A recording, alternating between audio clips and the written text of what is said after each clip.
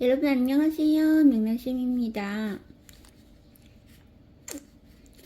주인한테 종부리듯이 시키는 대로 하는 너의 사회. 물건처럼 쓸 일이 없으면 토사구팽 당하는 사회. 이런 사회를 원하는 사람들이 있습니다.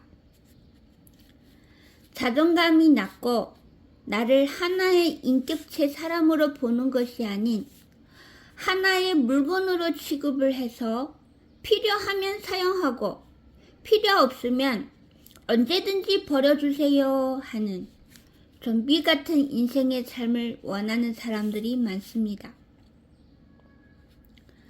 나도 부자가 되고 싶고 나도 언젠간 꼭 부자가 될 거야 하는 희망 고문을 당하는 사람들. 또 그런 희망 고문을 부추기는 사회나 국가정부, 언론, 유튜버들. 희망 고문을 유도하는 유튜버 채널. 부자 되는 방법, 돈을 끌어모으는 방법, 투자 잘하는 방법, 주식으로 부자 되는 방법. 한탕주의로 가다가 인생이 한 방에 무너지게 됩니다. 그러다가 분노, 우울, 사회 탓, 남 탓, 절망, 자살까지 합니다. 명랑쌤. 이재명 대통령님께 대한민국 제21대 대통령으로 당선이 되신 것을 진심으로 축하드립니다. 이재명 대통령님께서도 우리처럼 서민층이셨는데 서민층에서부터 대통령으로까지 승승장구하셨잖아요. 저처럼 가난한 서민층들은 서민층들을 위한 취약계층, 소상공인들과 더불어 잘 살자라는 공약을 내세운 이재명 대통령님과 대한민국과 우리는 같은 운명 공동체입니다. 이재명 대통령이 살면 우리도 살고 대한민국도 살고 이재명 대통령님이 죽으시면 우리도 죽고 대한민국이란 나라도 세계 지도에서 영원히 사라지게 됩니다. 한국이 무너지면 세계 질서가 무너지고 인류애가 사라지며 지구는 암흑한 공간에서 메말라 가고 시들면서 핵폭탄을 맞고 괴로워합니다. 이번 대통령 경선은 선과 악의 싸움입니다. 국민들은 대통령 경선 TV 토론에서 대통령 후보들끼리 대화할 때 대통령 후보들의 수준을 보았습니다. 이제 다음 대통령 후보들이 경선할 때는 홍익인간 이념을 가지고 수준이 높은 대통령 후보들의 경선을 보고 싶습니다. 그리고 대한민국 국민들이 어렵게 지켜낸 이 나라 대한민국과 대한민국의 국민의 안전과 재산을 지켜주는 이재명 대통령님을 지키려면 다음 총선 국회의원들을 끊임없이 스스로 자꾸 물갈이를 해야 합니다. 언제까지? 앞으로 대대로 후대들한테 바른 정치 교육을 가르쳐서 대대로 대한민국 참서민주의, K민주주의, 정치문화 자산을 물려주어야 합니다. 명랑쌤. 윤석열을 지지하는 사람들은 모두 다 부자들입니다. 윤석열이 대통령 후보 시절과 대통령 시절 모두 다 부자를 위한 정책 법안들만 만들었습니다. 그러니까 윤석열을 지지한 사람들은 모두 다 부자입니다. 부자들입니다. 우리나라 취약계층이 아니란 말이죠. 그래서 정부 지원금으로 준 돈을 받아서 개독교 목사들한테 그대로 모두 다 가져다 바칩니다. 우리가 검찰 독재 국가와 열심히 싸우고 있을 때 그들은 팔짱을 끼고 중립적인 태도로 에이! 너희 약자들! 절대로 강자와 싸울 순 없어. 어디 감히 검찰공화국과 싸워 하면서 비웃거나 방해하거나 무시하거나 수수방관하다가 또 계란으로 바위치기라면서 강자들한테 손발 비비면서 약자의 편을 서는 우리 이재명 대통령님을 죄인이다 등 온갖 누명을 씌우고 별의별 욕들을 다 하다가 염치 없이 우리랑 같은 혜택을 누리고 있네요. 참 세상은 불공정합니다. 선한 자들이 악한 자들을 절대로 못 이기는 이유입니다. 사악한 자들은 끊임없이 공격을 하고 선한 자들은 끊임없이 용서하고 화해하고 포용하다가 악한 악마들한테 잡아먹힙니다. 명랑쌤, 춘추 전국시대의 땅 따먹기 전쟁에서 중국이 최초로 통일국가를 세운 진시황처럼 땅을 많이 소유해도 자식 교육을 못하고 땅을 제대로 관리를 못하고 백성을 굽어 살피지 않으면 그 왕조는 오래 유지되지를 못합니다. 그랬던 것처럼 현재 자유민주주의의 나라 자본주의 국가에서 대체 돈을 얼마나 끌어모으려고 이 세상에 있는 돈을 모두 싹 다 끌어모으려는 기세로 사업을 여기저기 늘리기만 하고 일만 저지르고 직원 관리 책임을 못해서 쫄딱 망하는 회사 사장님들.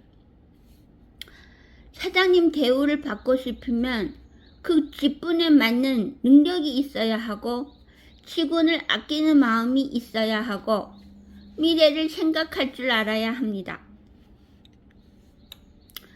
여직원을 첩으로 간주하고 술과 고기만 좋아하고 책은 가까이 하지 않고 직원을 물건 취급하듯 필요하면 언제든지 싼 값으로 가져다 쓰고 필요 없으면 쓰레기 버리듯이 마음대로 버리고 고객들의 목소리는 경청하지 않고 문제를 해결할 생각이 없으며 회사는 망합니다. 이렇게 운영하는 기업가, 사업가, 가게 사장들한테 국가에서 사업하라고 부추기고 국가 세금, 은행의 돈으로 지원하면 나라의 돈이 거덜이 나고 나라가 빚더미로 IMF를 겪게 되기 일보 직전입니다. 정신을 바짝 차려야 합니다. 자유민주주의, 자본주의 관성의 법칙에서 허우적거리며 모두 다 돈에 미친 정신병자들입니다. 해결 방법은 참신한 아이디어로 업종을 창조하는 인재들을 발굴해서 국가에 이익이 되는 사업인지 손해가 되는 사업인지를 판단을 해서 국가가 지원을 해주는 정책들을 만들어야 합니다.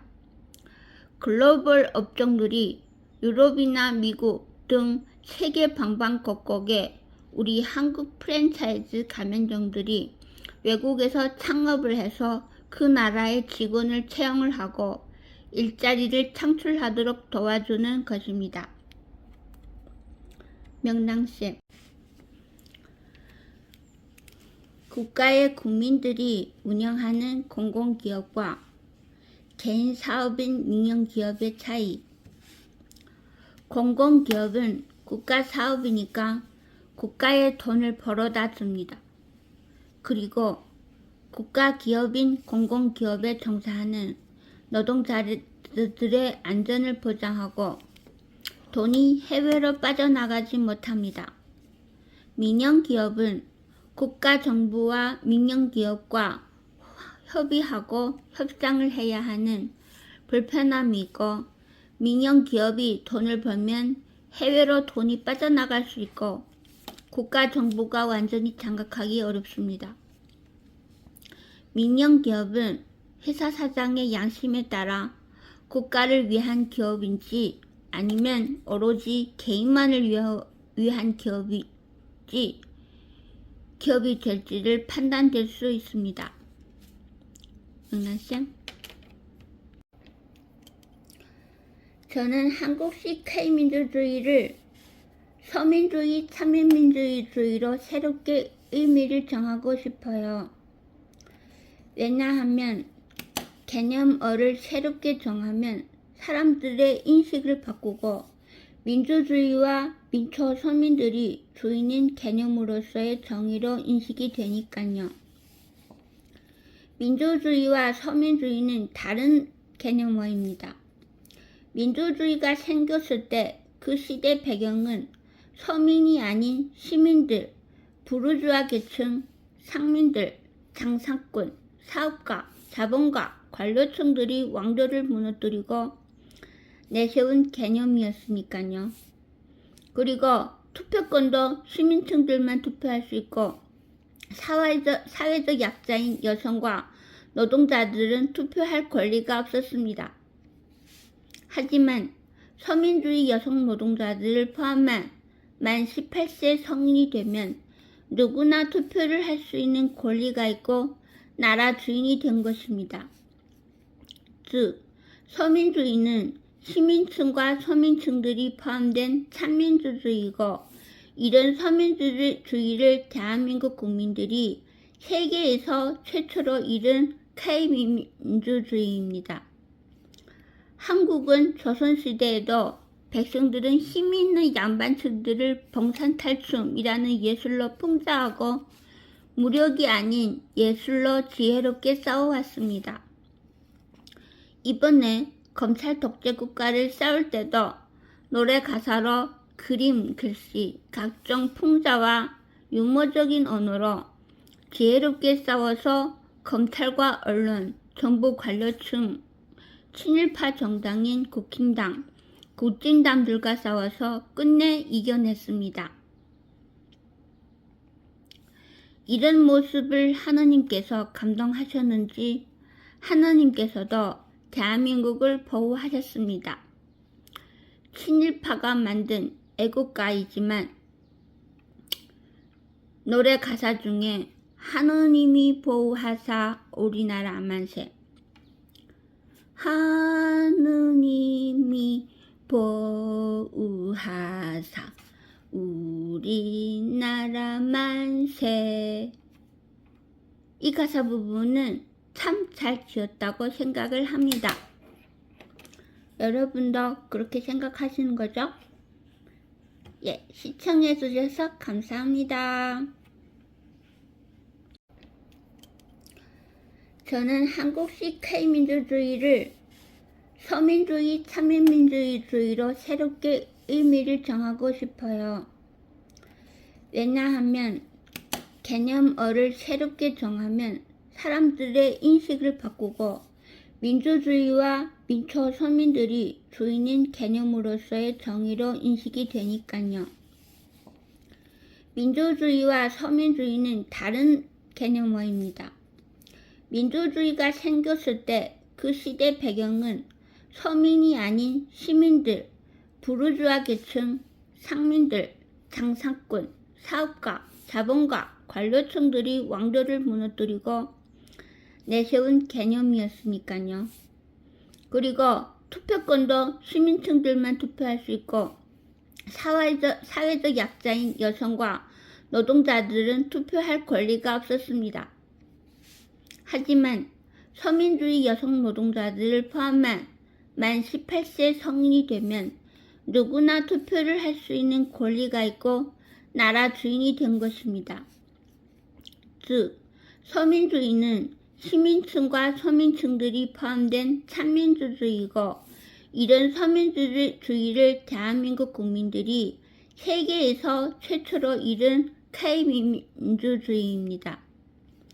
한국은 조선시대에도 백성들은 힘있는 양반층들을 봉산탈춤이라는 예술로 풍자하고 무력이 아닌 예술로 지혜롭게 싸워왔습니다.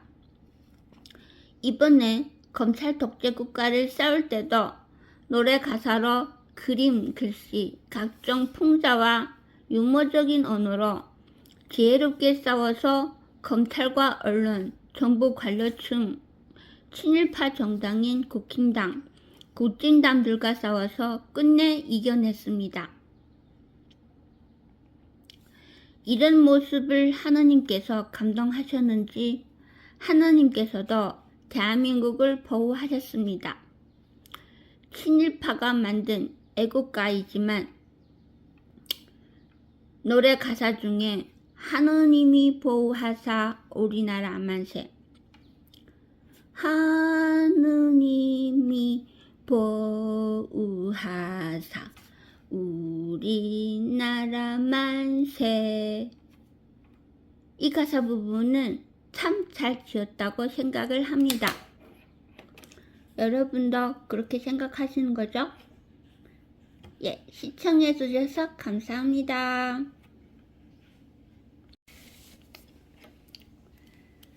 청나라는 왜 조선을 직접 지배를 하지 않았을까? 청나라와 조선은 한 가족이기 때문입니다. 여진족과 고려인은 형제민족입니다. 중국 학자나 중국 국가주석 시진핑도 여진족과 발해, 고려인은 본래는 한 가족이라고 하였습니다.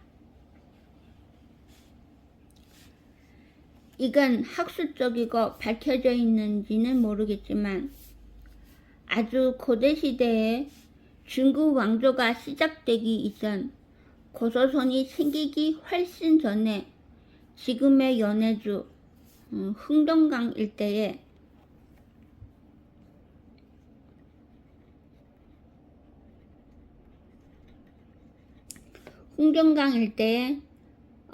저는 옥조라고 추측을 합니다. 옥조, 신시배달고.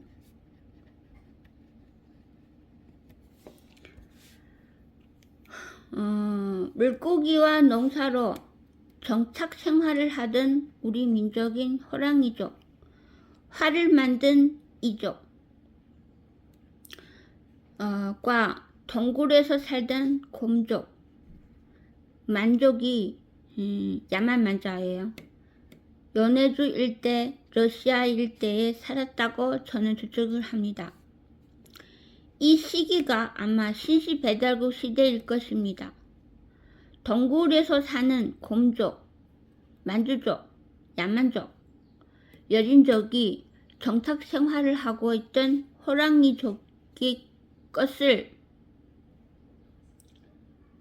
침략하고 뺏는 야만적인 행동을 했다고 해서 만주족이라고 불렸을지도 모릅니다. 이런 야만적인 행동을 하는 곰족, 만주족에게 우리 민족 신시배달국 호랑이족은 야만족 음루에 사는 야만족들이 음루에 살았고 우리 민족은 옥조에서 살았습니다.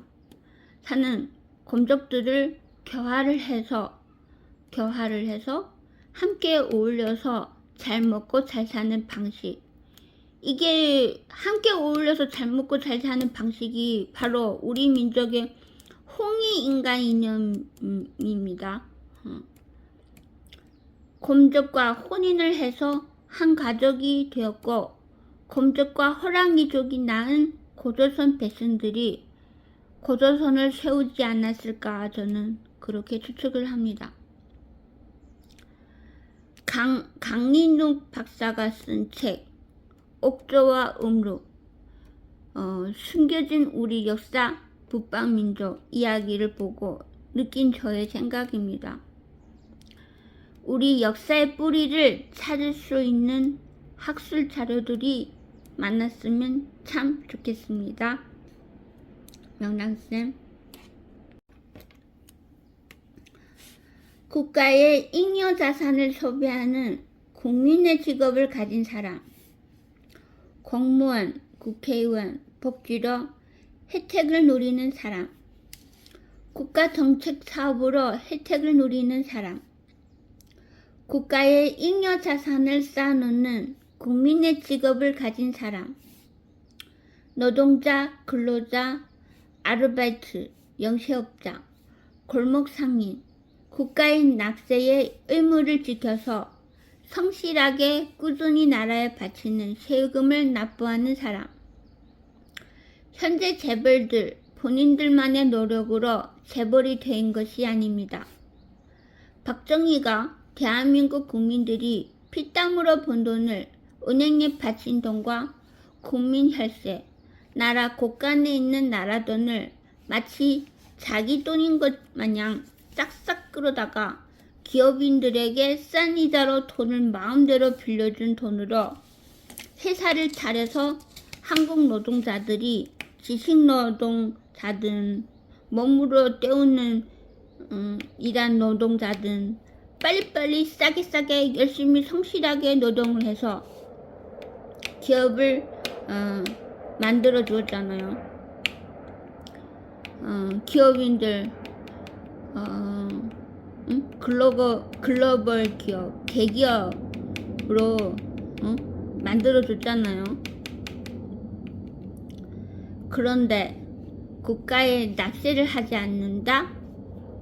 국회의원이나 국가 공무원들한테 사과박스를 줄 돈은 있고 나라에 세금을 바칠 돈이 없을 정도로 마음이 가난한 사람들입니다.